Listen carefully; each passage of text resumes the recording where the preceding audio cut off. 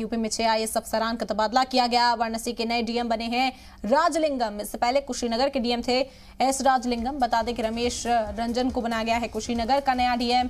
हाथरस की नई डीएम बनी है अर्चना वर्मा। वहीं दीपा रंजन बनी है बांदा की नई डीएम। बदायूं में भी डीएम के ओहदे पर मनोज कुमार की तकरूरी। तो ये तबादले किए गए हैं। आपको बता दें कि उत्तर प्रदेश में लगातार इस तरह हेरफेर महकमों में देखा जाता है और यूपी में 6 आईएएस अफसरान का तबादला किया गया। वाराणसी के नए डीएम बने हैं एस राजलिंगम। इससे पहले कुशीनगर के डीएम थे एस राजलिंगम, जिन्हें अब यहां पर तबादला दिया गया। वाराणसी के नए डीएम के तौर पर जिम्मेदारी वो संभालते हुए नजर आएंगे। कुशीनगर के डीएम थे एस रामलिंगम पहले और रमेश रंजन को बनाया गया है कुशीनगर का नया डीएम। वहीं हाथरस की जिम्मेदारी जो है वो अर्चना वर्मा को दी गई है।